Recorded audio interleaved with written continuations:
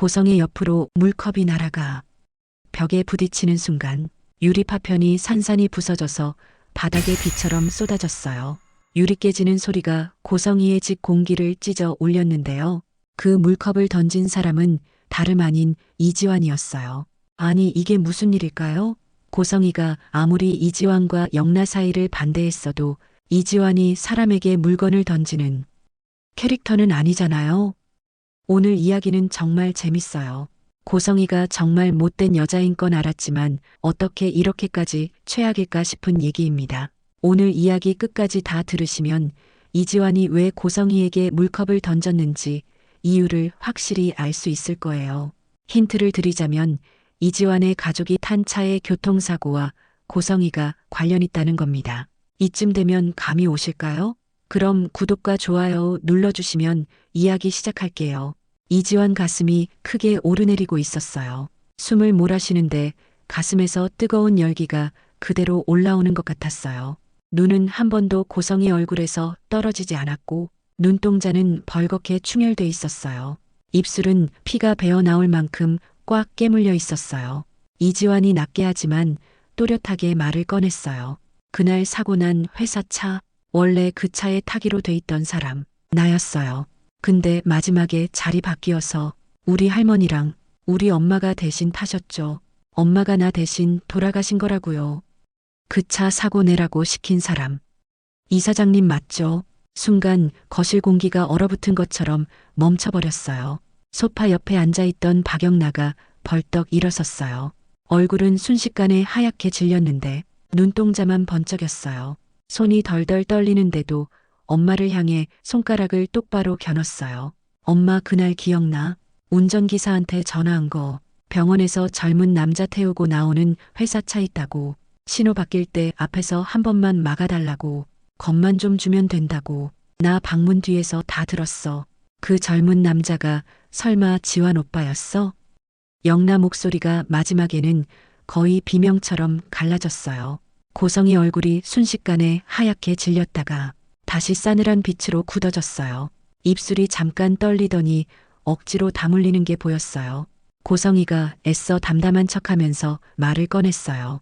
너희들 지금 엄마를 뭘로 만들고 싶어서 그러니? 나는 그냥 겁만 한 번 주라고 했을 뿐이야. 죽이라고 한 적 없어. 세상에 사고가 얼마나 많은데 그날도 그냥 운이 안 좋았던 거지. 입으로는 이렇게 말하고 있었지만 그 눈빛 안쪽에는 누가 건드리기만 해도 터져 나올 것 같은 두려움이 마치 검은 물처럼 고여 있었어요. 이지환이 한 발 더 다가갔어요. 눈빛에서 뜨거운 분노가 훅 치솟는 게 보였어요. 운이 안 좋았다고요. 그 운이 안 좋았다는 한마디 때문에 우리 엄마가 관 속에 누워 있어요. 할머니는 평생 다리를 절게 생겼고요. 원래 그 자리에 앉으라고 했던 사람, 겁 한 번 주자는 사람, 다 나였잖아요, 이사장님. 지환 목소리는 떨리고 있었는데요. 그 떨림 안에는 두 가지가 섞여 있었어요. 엄마를 잃은 사람의 슬픔이랑 살아남아 버린 사람의 죄책감이 같이 실려 있었어요. 박영란은 눈에서 눈물이 폭포처럼 쏟아지고 있었어요. 그래도 고개를 숙이지 않고 엄마 얼굴을 정면으로 바라봤어요. 엄마, 사람이 어떻게 그래, 겁만 주려고 했다고? 이 말이 아직도 엄마 입에서 나와. 사람이 죽었는데 그게 아직도 변명이야. 그날 엄마가 운전기사한테 뭐라고 했는지 내 귀에 다 박혀 있어. 신호 바뀔 때 앞에서 휙 한번 막아달라. 크게 다칠 필요는 없고 혼 좀 나게 해달라. 그게 겁만 주는 거야? 그게 맞아? 엄마, 영나 어깨가 울컥울컥 크게 떨리고 있었어요. 그 얼굴에는 엄마에 대한 분노와 그래도 엄마를 끝까지 버리지 못하는 마음이 같이 비비꼬여 있었어요. 여러분, 오늘 이야기는요. 바로 이 거실 한가운데에서 터져나온 이 끔찍한 폭로 장면에서부터 시작하려고 해요. 처음부터 들으시면 마음이 무거워지실 수도 있어요. 그래도 끝까지 같이 가보시면 왜 이런 끔찍한 결말이 나왔는지, 어디서부터 잘못되기 시작했는지 조금은 정리가 되실 거예요. 차라리 지금 마음 한번 단단히 먹고 처음부터 차근차근 같이 정리해 보시면 오히려 속이 조금 덜 답답하실 수도 있어요. 이제 시간하고 장소를요. 사고가 나기 며칠 전으로 천천히 되돌려 볼게요. 거실에서 잠깐 눈을 돌려서 병원 복도 쪽으로 가보겠습니다. 그 무렵 병원 복도에는 소독약 냄새가 늘 배어 있었어요. 하얀 형광등 불빛은 사람 얼굴을 더 창백하게 보이게 만들었어요. 복도 맨 끝 병실 안에는 큰 수술을 막 버티고 돌아온 지은호가 누워 있었어요. 은호는 눈꺼풀이 돌덩이처럼 무겁게 느껴졌어요. 숨을 한번 들이쉴 때마다 배 안쪽이 쿡쿡 쑤셨고요. 목이 바싹 마른 느낌이었어요. 옆으로 고개를 아주 조금만 돌리니까 침대 옆 의자 하나가 보였어요. 그 의자에는 정순이가 허리를 구부린 채 고개를 툭 떨군 상태로 앉아 있었어요. 두 손은 포개진 채 자기도 모르게 떨리고 있었어요. 은호가 입술을 아주 조금 움직였어요. 엄마. 쉰 목소리였지만 그 한마디에 순이가 번쩍 눈을 떴어요. 순이는 의자에서 몸을 앞으로 확 숙이면서 은호 얼굴을 들여다봤어요. 우리 딸 깼어. 어때 많이 아파? 은호는 억지로라도 미소를 한번 만들어 보면서 말했어요. 조금 아프긴 한데요. 그래도 엄마 보니까 괜찮아요.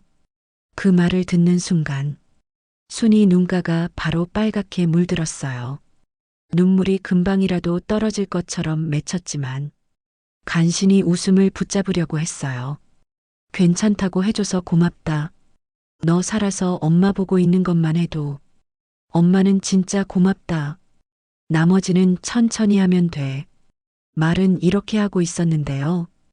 가슴 안쪽에서는 뜨거운 물과 얼음물이 번갈아 쏟아지는 느낌이었어요. 내 딸 몸에서 떼어낸 간이 한 번도 본 적 없는 아들 몸 안에 들어가 있다는 사실. 그 생각만 하면 마음 한가운데에서 자꾸 무거운 돌덩이가 굴러다녔어요.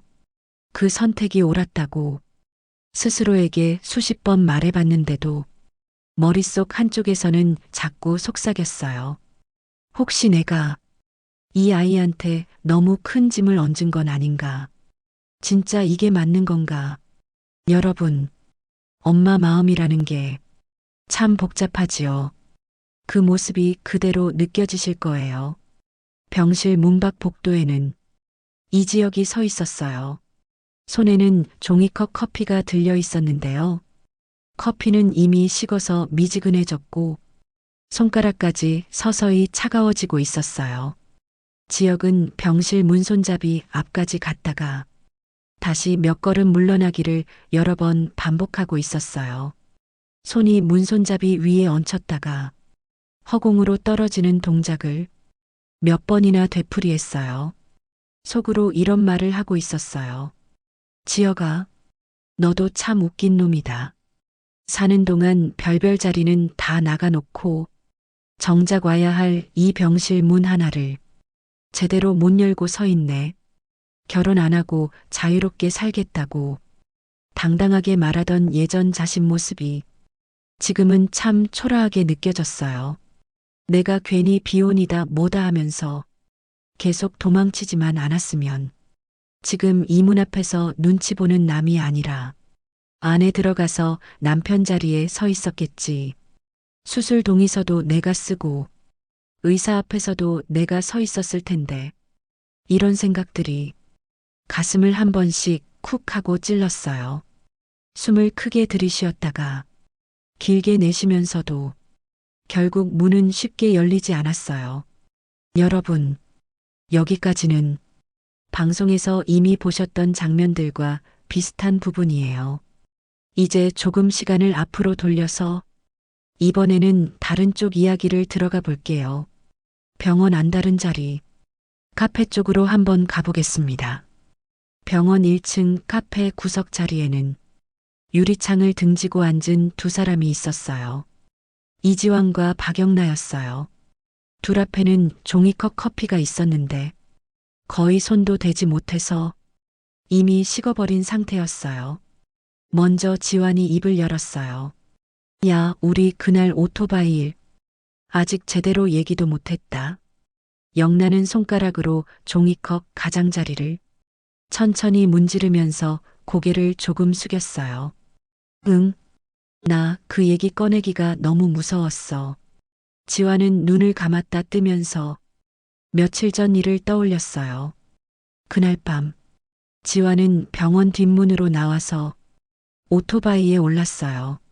하루 종일 뛰어다니느라 발바닥은 뜨겁게 달아 있었고 허리는 딱딱하게 굳어 있었어요. 그래도 오토바이 시동을 걸고 밤바람을 맞으면서 집에 가는 시간이 요즘 유일하게 머리를 비우는 시간이었어요. 신호등이 파란색으로 바뀌고 오토바이를 천천히 앞으로 굴리려는 순간이었어요. 옆 골목에서 검은 차 한 대가 휙 튀어나왔어요. 속도를 줄이지도 않고 신호를 제대로 보는 것 같지도 않았어요. 검은 차 앞부분이 지환 쪽으로 휘어 들어오는 순간 심장이 쿵 하고 떨어지는 것 같았어요. 지환은 본능적으로 브레이크를 있는 힘껏 잡았어요. 타이어가 바닥을 긁는 소리가 귀를 찢는 것처럼 들렸어요. 몸이 앞으로 확 쏠리면서 손에서 핸들이 빠져나갈 것 같은 느낌이 들었어요. 손목이 뜨겁게 아팠지만 어떻게든 균형을 잡았어요. 온몸에서 식은땀이 쫙 났어요. 그런데 그 차는 창문을 내리지도 않고 미안하다는 손짓 하나 없이 잠깐 멈춘 척만 하더니 그대로 달아나 버렸어요. 집에 가서도 손이 한참 동안 떨렸어요. 눈을 감으면 검은 차가 눈앞으로 다시 달려나오는 모습이 자꾸 떠올랐어요. 이게 진짜 우연이었을까? 아니면 누가 일부러 그런 걸까? 이런 생각이 머릿속에서 떠나질 않았어요. 그 무렵 박영란은 집에서 엄마에게 이상한 말을 들었어요. 고성이가 거울 앞에서 귀걸이를 끼다가 아무렇지 않은 얼굴로 이런 말을 했어요. 내가 죽든 걔가 죽든 하나는 정리해야 된다. 요즘 오토바이 타고 다니는 애들 뉴스에 얼마나 자주 나오는지 보라고. 사고 한 번 나면 그냥 끝이야. 처음에 영란은 늘 말이 센 엄마라서 그냥 또 심한 소리 하는구나 하고 넘기려고 했어요. 하지만 그날 저녁 그냥 넘길 수 없는 장면을 직접 보게 됐어요. 영란은 자기 방에서 핸드폰을 찾으려고 서랍을 뒤적이고 있었어요. 문은 반쯤 열려 있었어요. 그때 거실 쪽에서 고성의 목소리가 들렸어요. 내 말 잘 들었어요. 그 번호판 맞아요. 오늘 병원 근처에서 나갈 거예요. 젊은 남자 한 명 태우고 나올 거예요. 신호 바뀔 때쯤 앞을 한 번만 막아주세요. 크게 들이받으라는 건 아니고요. 그냥 정신만 번쩍 들게 해주세요. 그 말을 듣는 순간 영나 심장이 쿵 하고 내려앉았어요. 머릿속에서 검은 차, 젊은 남자, 병원, 신호, 앞을 막는다. 이 말들이 하나로 이어졌어요. 여기서 한번 같이 상상해 보실까요? 여러분이 영나 입장이라면 이 말을 그냥 농담으로 들으실 수 있을까요? 조금 있다가 보시면요. 지금 이 대화가 그냥 심한 말이 아니라 실제로 움직인 계획이었다는 게 그대로 드러나게 돼요. 지금 끄시면 이 부분이 자꾸 마음에 걸리실 거예요. 조금만 더 같이 보시고 전체 그림을 한 번에 보시면 훨씬 이해가 편해지실 거예요. 이제 시간을요. 사고 당일로 조금 더 당겨 볼게요. 다시 병원 병실 안으로 가보겠습니다. 사고 당일 오후였어요. 병실 안에는 지은호와 정순이 그리고 조옥래와 김다정이 함께 있었어요. 옥래는 의자에 앉아서 두 손을 무릎 위에 올려놓고 있었어요. 손가락 마디마디가 굵게 부어 있었어요. 애구 나도 이제 나이 먹었나 보다. 병원복도 몇 번만 오르내려도 숨이 턱턱 막히네. 옥래가 이렇게 말하면서 허벅지를 톡톡 두드렸어요. 김다정은 할머니 다리를 조심조심 두 손으로 문지르면서 웃었어요. 어머니 아직 청춘이세요. 우리 손주들 결혼하는 거 다 보셔야죠. 오늘은 제가 꼭 모셔다 드릴게요. 지하철 타시면 안 돼요. 집까지 택시 타고 편하게 가요. 이상철은 회사에서 일을 마치고 조금 늦게 병실에 들어왔어요. 들어오자마자 침대에 누워있는 은호 얼굴부터 살폈어요. 우리 딸 얼굴이 훨씬 좋아졌네. 아직 많이 아프지? 은호가 웃으면서 대답했어요. 조금 아프긴 한데요. 그래도 아버지 오는 거 보니까 좋네요. 농담 섞인 말에 병실 안에 잠깐 웃음이 돌았어요. 그래도 시계는 점점 늦은 시간을 가리키고 있었어요. 순이가 시계를 한번 보고 말했어요. 이제 슬슬 들어가셔야겠다. 지하철도 끊기기 전에 타야지. 어머니 다리도 많이 아프실 텐데. 옥내는 자리에서 일어나려고 하다가 무릎이 아파 얼굴을 찡그렸어요. 그래도 애 옆에 조금이라도 더 있고 싶은데 몸이 말을 안 듣네. 내가 이런 게 제일 속상하다.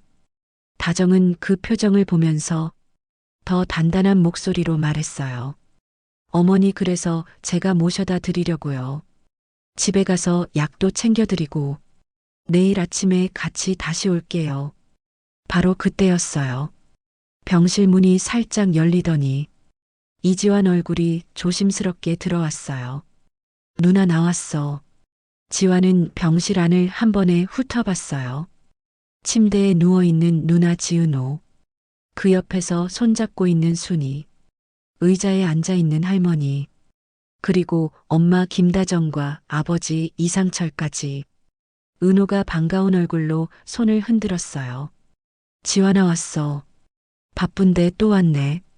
지환이 웃으면서 침대 옆으로 다가갔어요. 누가 그래? 내가 바쁘다고. 형이 바쁜 거지. 나는 요즘 병원이 집보다 더 익숙해. 지환 말 끝에 살짝 웃음이 묻어 있었어요. 그 웃음 뒤에는 아픈 가족들 보고 사는 어린 아들의 마음이 조용히 숨겨져 있었어요. 문 쪽을 힐끔 돌아보니 복도에서 서성이던 이지혁이 조심스럽게 안으로 들어오고 있었어요. 형 또 문 앞에서만 서 있었지. 지환이 싱긋 웃으면서 형을 한번 쳐다봤어요. 지혁이 괜히 머리를 쓰다듬으면서 말했어요. 야, 내가 언제 들어가려고 했어. 둘은 이렇게 가볍게 주고받았지만 속으로는 같은 바람을 하고 있었어요. 이제 좀 다 잘 끝났으면 좋겠다. 이제는 아무도 더 다치지 않았으면 좋겠다. 여러분, 지금 이 장면이 나중에 죄책감으로 돌아올 자리라는 거 한번 마음에 넣어두시면 좋을 것 같아요. 나중에 다시 이 장면이 떠오를 때가 있거든요. 이제 장소를 병원 밖으로 잠깐 옮겨볼게요. 그 사이에 다른 집에서는 어떤 일이 벌어지고 있었는지도 같이 보셔야 전체가 보이거든요. 같은 시간대 고성이는 집 안자기 방에서 핸드폰 화면을 보고 있었어요. 조용한 방 안에 혼자 앉아 있었는데요. 눈빛은 전혀 조용하지 않았어요. 얼마 전 박영나 방에서 흘끗 본 문자가 머릿속에서 떠나지 않고 있었어요. 회사 차 번호, 병원 앞, 퇴근 시간. 그래, 이 차를 타는 애가 이지환이라는 거구나. 성희 눈빛이 잠깐 번쩍였어요. 우진은 아직 완전히 회복되지 않았고 박 회장 눈빛은 여전히 날카로웠어요. 자기 자리, 자기 아들 자리, 자기 딸 자리, 모든 것을 지키려면 먼저 정리해야 할 것들이 있다고 믿고 있었어요. 운전기사 출신의 집안도 평범한 이지환이 자기 딸 박영나 옆에 서 있는 모습이 자꾸 눈에 거슬렸어요. 이사장님 입장에서 이런 애 하나쯤은 정리해야 한다. 그렇게 생각하고 있었어요. 한번 겁을 줘야지.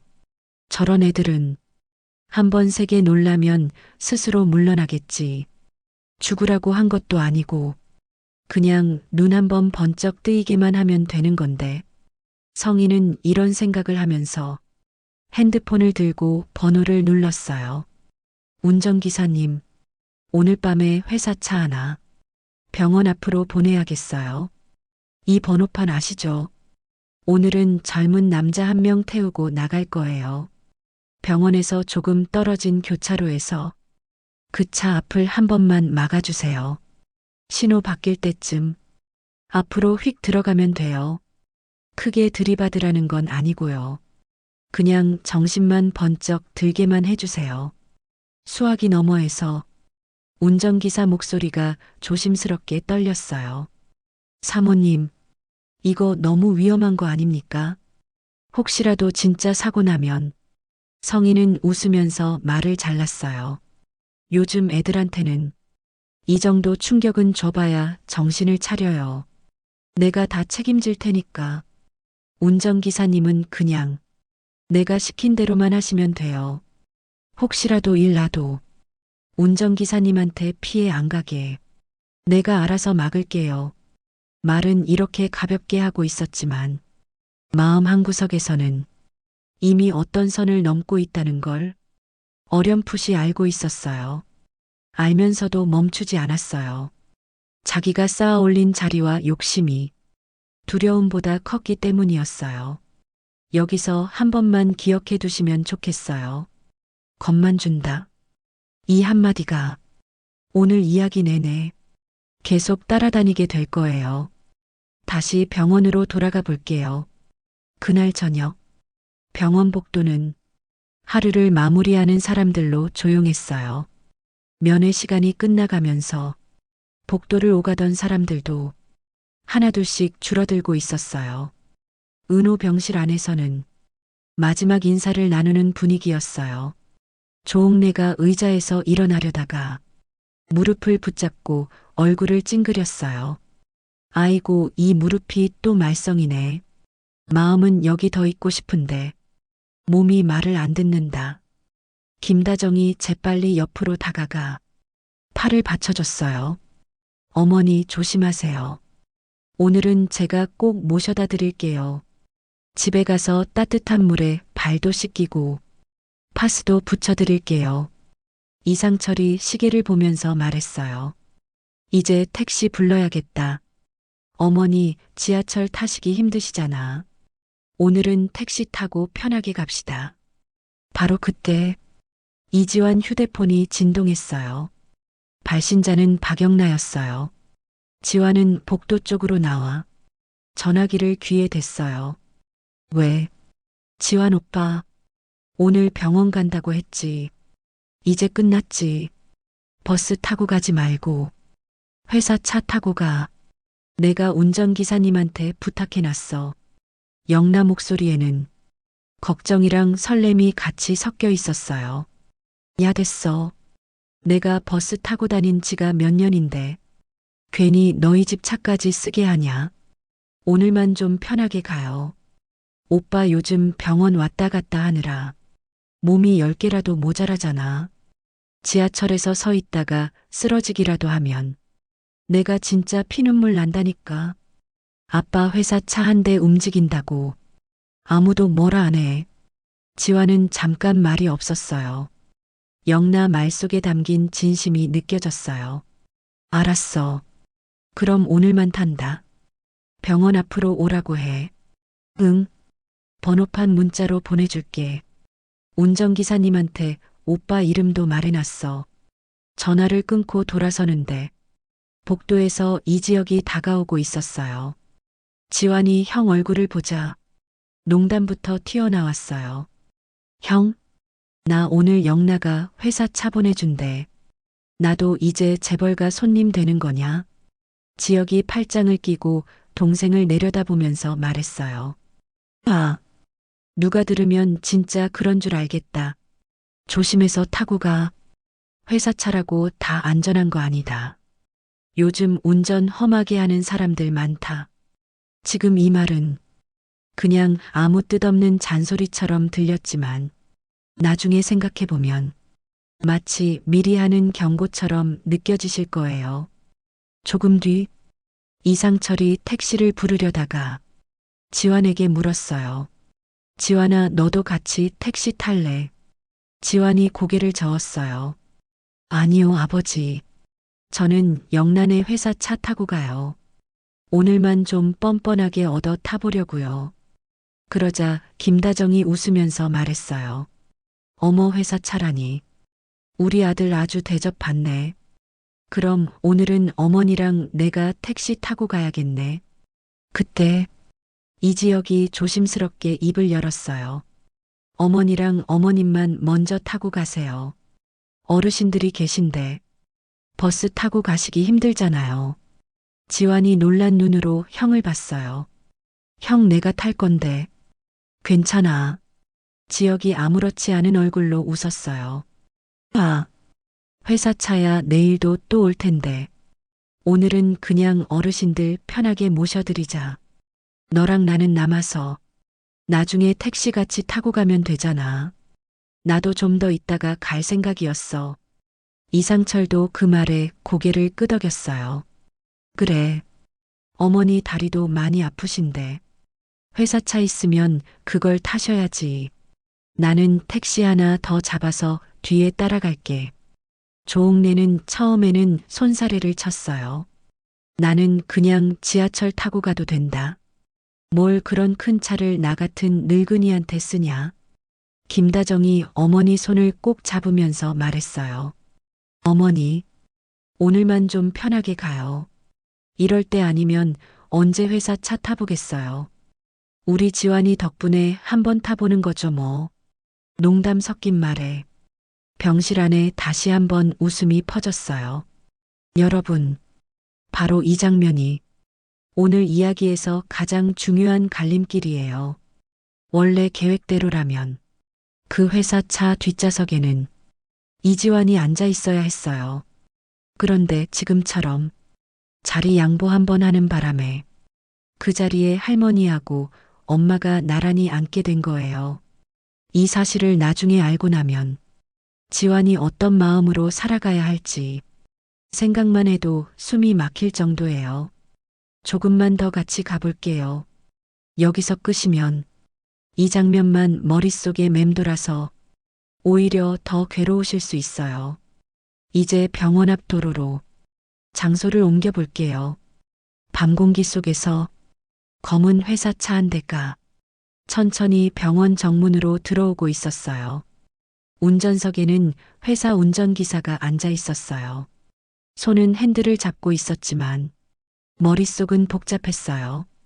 오늘 젊은 남자 손님 태운다더니 왜 굳이 교차로에서 속도를 조절하라고 했을까?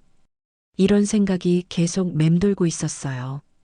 병원 입구에서 조옥래와 김다정이 천천히 나왔어요. 김다정이 먼저 기사에게 다가가 인사했어요. 기사님, 오늘은 저희가 탈게요.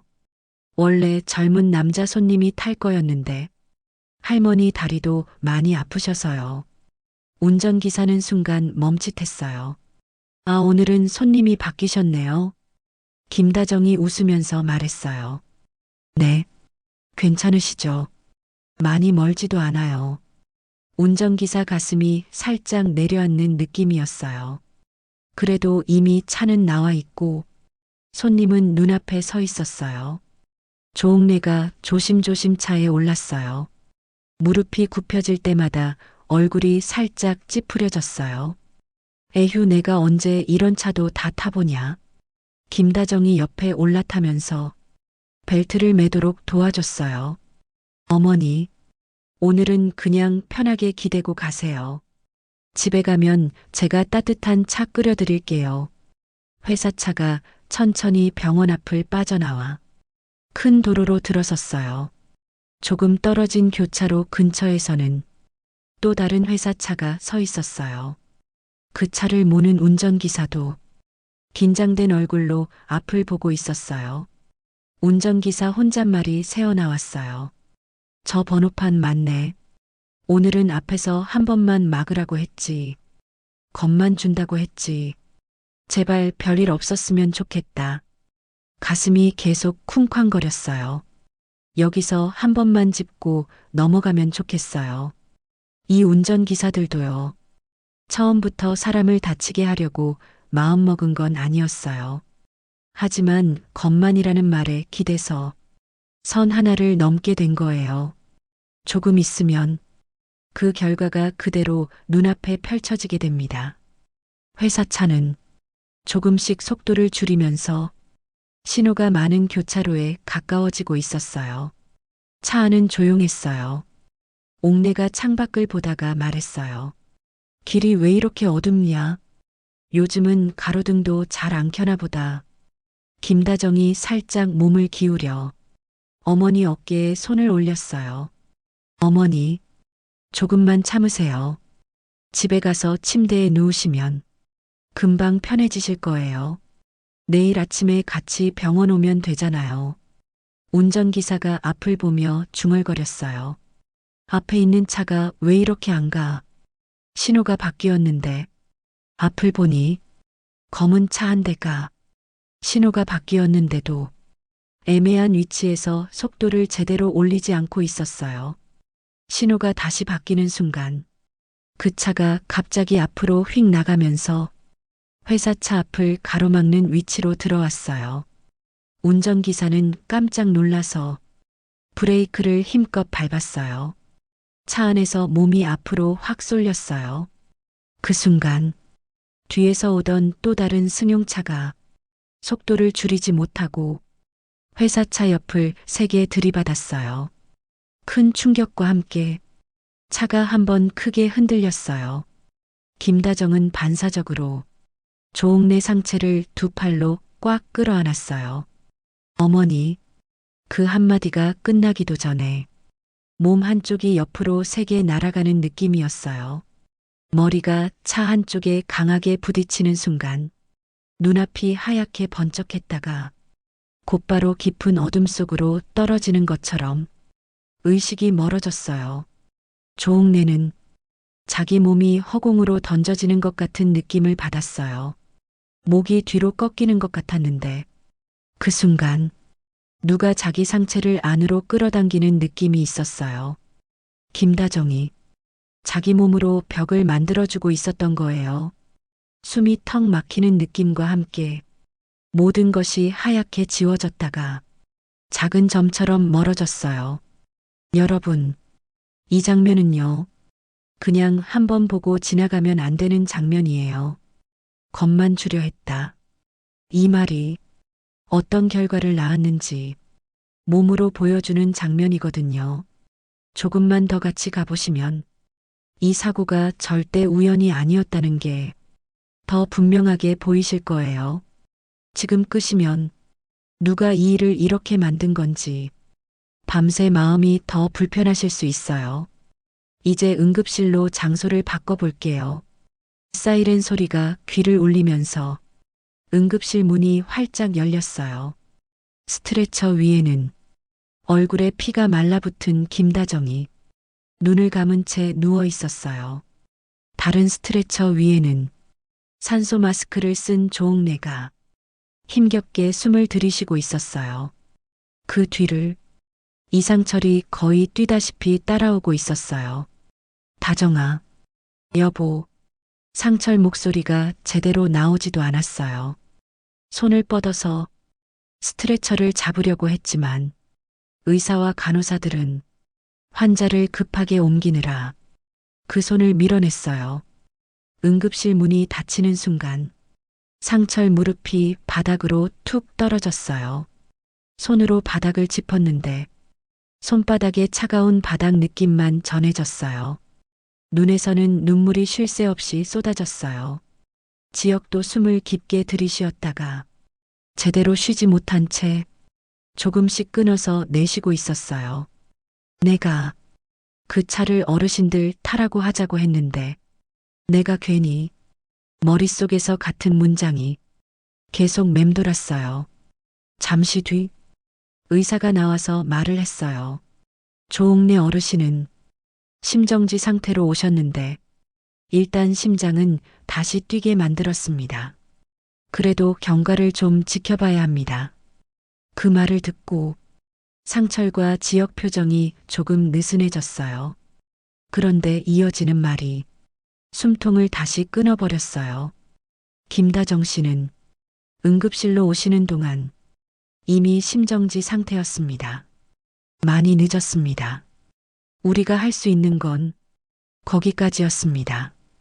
그 말을 듣는 순간 상철 귀 옆에서 무언가가 쨍하고 부서지는 소리가 들리는 것 같았어요. 머릿속이 하얘졌어요. 팔과 다리에서 힘이 빠져나갔어요. 입은 벌어졌는데 소리는 나오지 않았어요. 눈에서 떨어지는 눈물이 바닥에 동그랗게 맺혔다가 길게 번져나갔어요.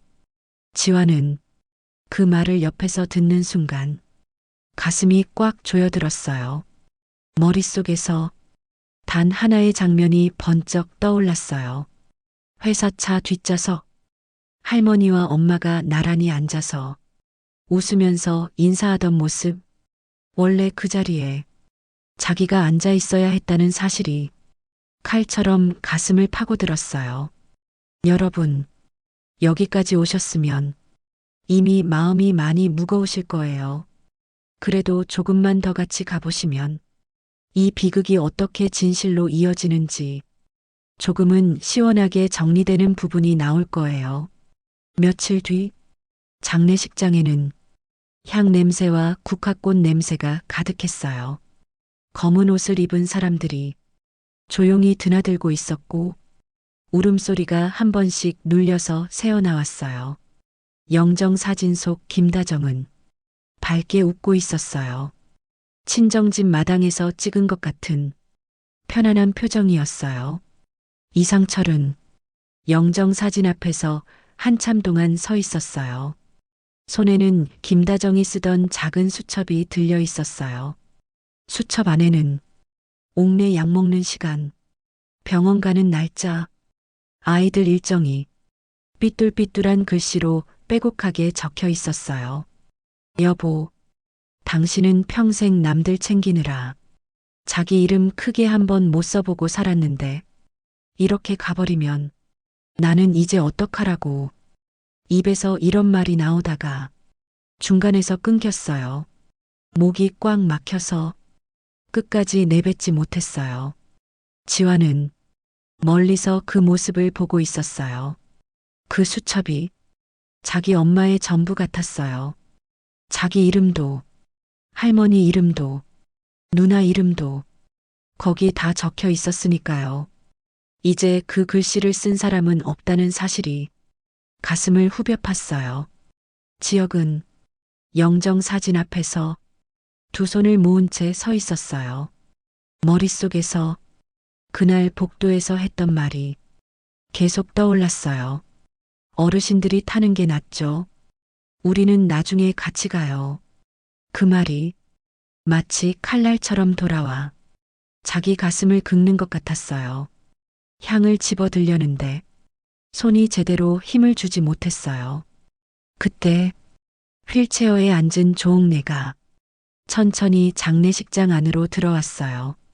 얼굴은 반쪽이 된 것처럼 쑥 꺼져 있었고 눈빛은 멍하니 떠 있었어요. 다리를 아직 제대로 못 쓰는 옥래는 한 손으로 휠체어 팔걸이를 꽉 붙잡고 있었어요. 영정 사진을 보는 순간 입술이 파르르 떨렸어요. 다정이가 차 안에서 날 안았어. 나는 그 느낌이 아직도 남아있어. 내 상체를 꼭 안고 자기 몸으로 벽을 만들더라고. 그래서 내가 이렇게라도 앉아있고 그 아이는, 그 뒤는 도저히 말을 잇지 못했어요. 여러분, 이 장면은 시니어 분들이 보시기에 더 마음이 아프실 수도 있어요. 그래도 오늘은 조금만 더 버티고 같이 가보셨으면 해요. 뒤에 나오는 진실까지 보셔야 조금이나마 속이 덜 답답해지실 수 있거든요. 장례식이 끝나고 며칠이 더 흘렀어요. 조옥래는 재활치료를 받느라 다시 병원을 오가고 있었어요. 다리는 아직 제대로 말을 안 듣고 조금만 걸어도 숨이 찼지만 머릿속은 이상하게 또렷해지고 있었어요. 어느 날 집 거실, 해질 무렵이었어요. 창밖으로 노을이 살짝 비치고 있을 때 옥내가 순이를 불렀어요. 순이야, 내 어머니. 그날 차 안에서 앞에 있던 검은 차 있잖니. 신호가 바뀌었는데도 한참을 안 가고 서 있었어. 그게 자꾸 생각이 난다. 마치 일부러 기다리는 것처럼. 그 말이 정순이 머릿속에 또 하나의 못처럼 박혔어요. 검은 차, 신호, 기다렸다가 갑자기 앞으로 들어온 차. 그날 사고가 그냥 운이 나빠서 난 게 아니었을 수도 있겠다는 생각이 슬며시 올라왔어요. 이때 나온 이 한 줄 기억이요. 나중에 전체 퍼즐 맞출 때 굉장히 중요한 역할을 하게 돼요. 지금 살짝 마음속에 표시해 두시면 뒤에 설명 들으실 때 훨씬 이해가 쉽습니다. 한편 회사 쪽에서는 또 다른 움직임이 있었어요. 박성재와 이지혁은 회사에서 차량 운행 기록을 정리하다가 이상한 점을 발견했어요. 사고가 났던 바로 그 시간대에 평소에는 잘 움직이지 않던 회사 차들이 병원 근처를 오간 기록이 남아 있었어요. 번호판을 확인해 보니 그 중 하나는 평소에 고성이가 자주 타고 다니던 차량이었어요. 또 하나는 사고가 난 바로 그 회사 차였어요. 성재가 종이를 손에 꽉 쥐었어요. 형, 이거 다 우리 회사 차야. 그날 병원 근처에 있었던 차, 엄마 라인에서 쓰는 차야. 지역은 숨을 길게 내쉬었어요. 머릿속에서 오토바이 사고, 겁만 준다던 말, 회사 차, 병원, 교차로, 이 단어들이 하나로 이어지기 시작했어요. 이거 그냥 넘기면 안 되겠다. 두 사람 눈빛이 한 번에 단단해졌어요. 여러분, 지금부터는요. 이야기가 조금 추리극처럼 흘러갈 거예요. 누가 어디서 무엇을 지시했는지 차근차근 드러나는 부분이라 조금만 집중해서 같이 따라와 주시면 좋겠습니다. 지역과 성재는 운전기사들을 하나씩 불러 사고 전후 이야기를 물어보기 시작했어요. 처음에는 다들 별일 아니었다고만 말했어요. 그런데 사고가 난 회사 차를 몰았던 운전기사가 결국 버티지 못하고 고개를 숙였어요.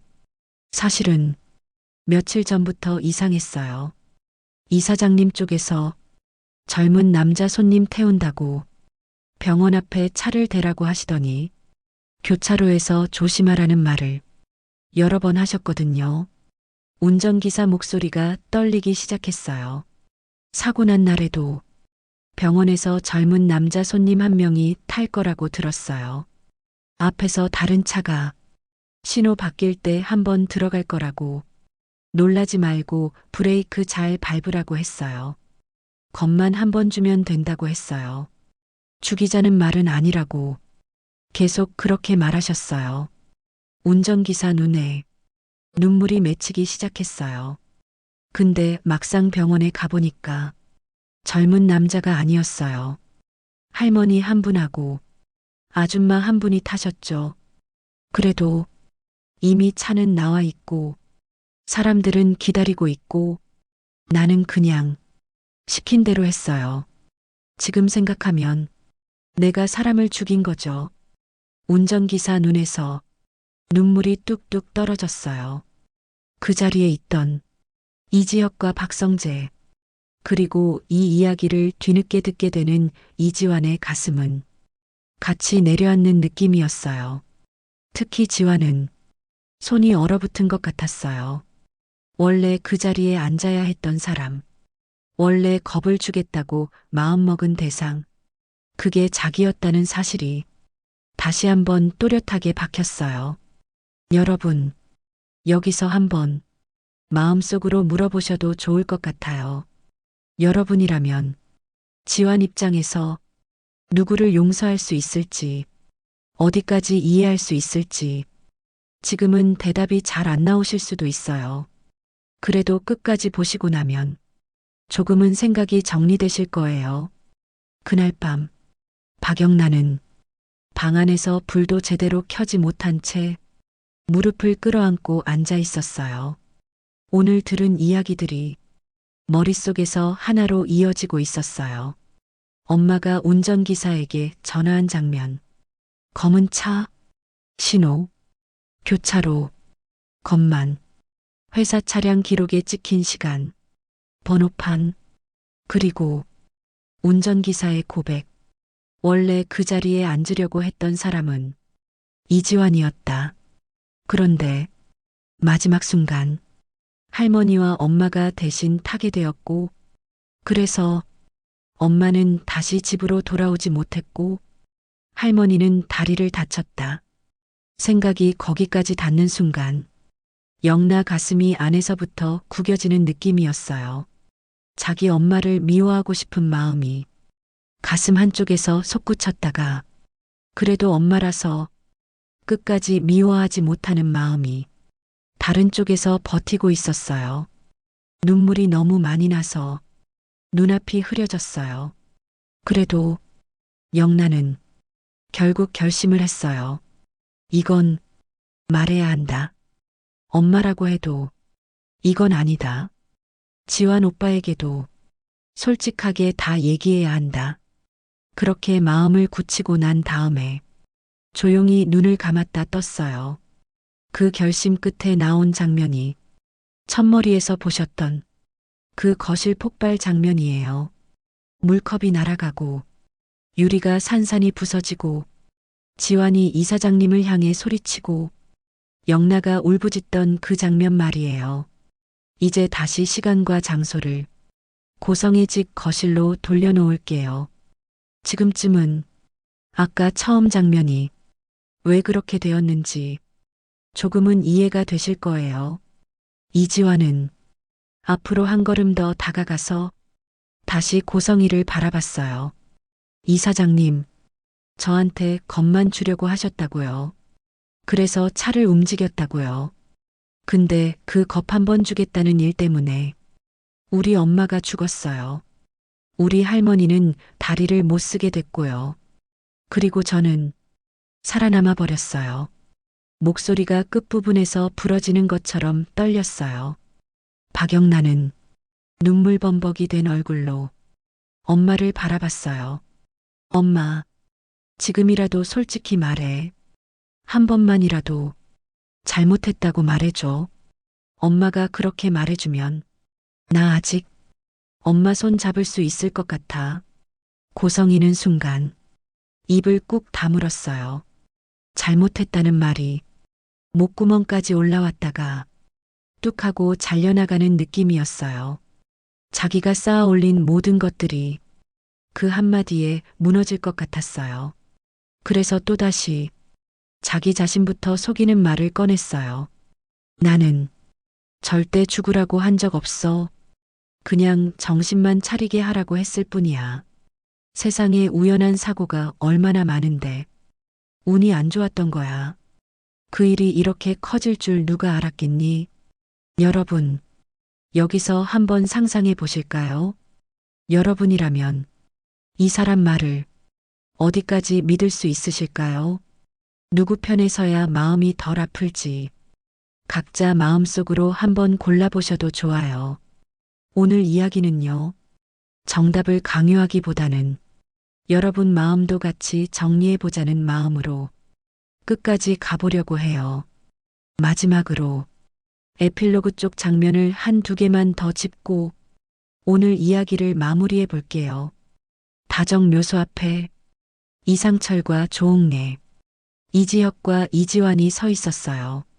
바람이 살짝 불어서 꽃다발 비닐이 사각거리는 소리가 났어요. 묘비 앞에는 김다정이 좋아하던 작은 꽃다발이 놓여 있었어요.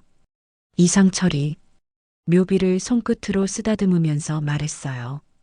여보, 당신 맨날 그랬잖아. 자기는 앞에 나서는 거 싫다고.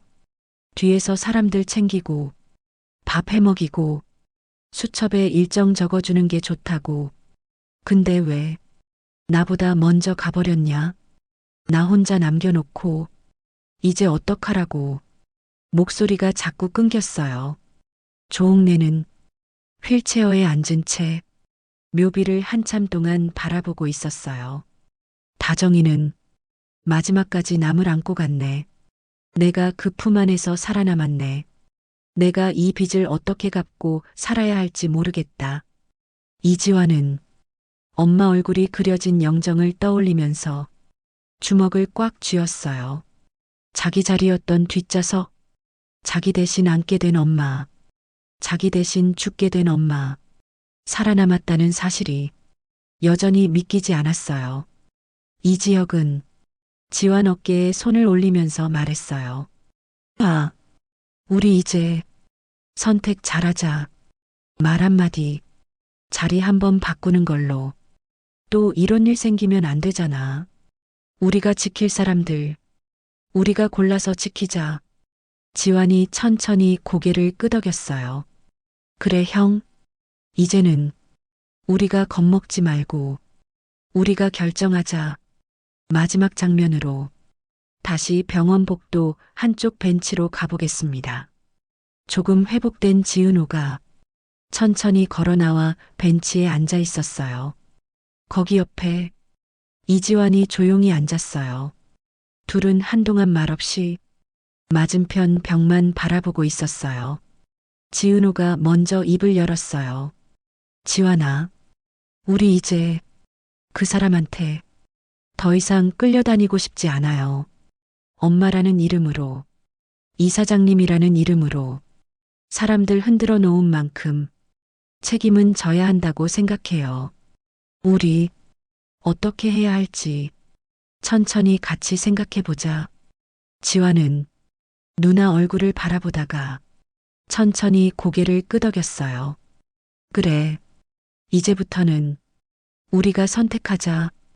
우리가 겁먹지 말고 우리가 지킬 사람들, 우리가 정해서 지키자.